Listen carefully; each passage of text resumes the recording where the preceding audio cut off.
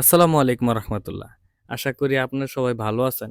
আপনারা জানেন যে আমার এই গরুগুলা প্রায় অনেক দিন যাবত এফএমডিতে আক্রান্ত।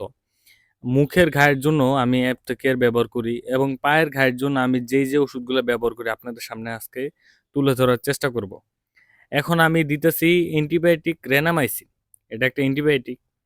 এইটা দেওয়ার কারণ হলো মানে যতটা ক্ষত হইছে পায়ে যাতে আর না ছড়ায় ওই ক্ষতটা। এইজন্য এই রেনামাইসিন ট্যাবলেটটা চুইরা আমি পায়ে দিব। এটার সাথে আমি দিব গুল। এটা মানুষে খায়। এটা গুলটা দেওয়ার কারণ হলো এটা একটু ঝাল মানে মরিচের মতো ধরে। এইটা মরিচের মতো ধরার কারণ হলো যাতে ব্যথা থাকলে ব্যথাটা মানে সারে। এইজন্য আমি গুল দিতেছি। ৩ টা গুল দিব এবং নারকেল তেল দিব। এটার কারণ হলো যাতে মশা, মাছি না বসে এবং না ডিম পাড়ে। খুরা রোগের সবচাইতে ক্ষতিকারক হলো মশা এবং মাছি।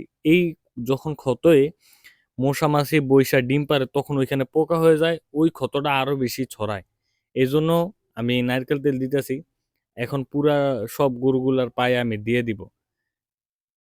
আর অনেক খামারি ভাই অনেক কিছু ব্যবহার করে। আমি এইগুলা দিয়ে আমি আমার এই আগের যে গরুগুলো অসুস্থ হয়েছিল এইগুলা ব্যবহার করার পরে আমার গরুগুলা অনেক দ্রুত শুকাইছে, এই জন্য আমি আপনাদেরকে দেখাইলাম।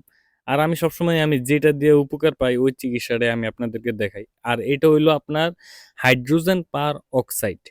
এটা ভিতরে আগে এটা দিয়ে ওয়াশ করে নিব। ভিতরে যদি কোনো ময়লা থাকে এটা এই যেই ওষুধটা আছে এটা বাইর করে ফেলে। আর যদি পোকাও হয়ে থাকে ওই পোকাটাও এটা এই ওষুধের সাথে সাথে বাইর করে ফেলে, ফেনার মতো হইয়া বাইর করে। এখন সবগুলা গরুর পায়ে দিয়ে দিব। আগে এটা দিয়ে ওয়াশ করব, এরপরে আপনার যেই ওষুধগুলা মিশাইছি এই ওষুধগুলা দিব। আপনারা আমার জন্য দোয়া করবেন যাতে আমার গরুগুলা সুস্থ হয়, একটু ভালোর পথে আস্তে আস্তে সুস্থ হইতাছে।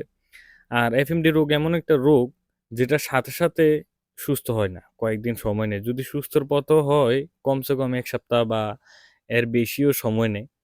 আর গরুগুলো দুর্বল, এই জন্য অনেক চিন্তা হইতাছে আর মন মানে তো অনেক ভালো না।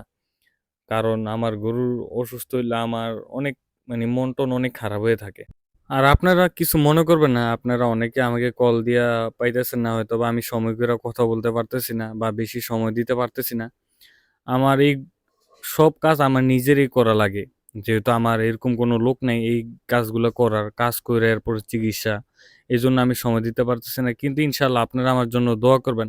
আর যারাই কল দিবেন তারা মাগরিবের পরে কল দিবেন, কারণ মাগরিবের পরে একটু মানে একটু ফ্রি থাকি। আর সারাক্ষণই গরু থাকা লাগে, কারণ ময়লা মানে গোবর টোবর পাড়াইলে আরো ময়লা ঢুকলে আরো ক্ষত হয়ে যায় পায়ে। এবং একটু সচেতন থাকা লাগে, কারণ গরুগুলা অনেক শুকনা, অনেক দুর্বল। একটু মানে একটু যদি স্বাস্থ্য ভালো থাকতো, অ্যান্টিবায়োটিক ব্যবহার করতাম, ইনশাল্লাহ অনেক দ্রুত ভালো হয়ে যেত। যেহেতু দুর্বল গরু এই জন্য আবার খাবার দাবারও খাইতেছে না ঠিক মতো, এই জন্য আরো টেনশন হইতেছে। এই জন্য আরো গরু থাকা লাগতেছে। ইনশাল্লাহ অবশ্যই একটু মোটামুটি ভালোর পথে। এরপরও এই রোগের যতক্ষণ ভালো না হয় ততক্ষণ আপনার টেনশন মুক্ত হয় না। অনেক অনেক খেয়াল রাখা লাগে গরুর। এই জন্য সারাক্ষণ গরু থাকা লাগে। আর এই যে ওষুধটা বানাইলাম, রেনামাইসিন, গুল, নারকেল তেল, এগুলা ভালো করে পায়ে দিয়ে দিবেন। ২ থেকে ৩ বার প্রতিদিন পায়ে দিয়ে দিবেন বা কমপক্ষে ২ বার দিবেন ইনশাআল্লাহ। ২ থেকে ৩ দিনের মধ্যে পায়ের যেই ঘা হইছে ওইটা ভালো হয়ে যাবে ইনশাআল্লাহ।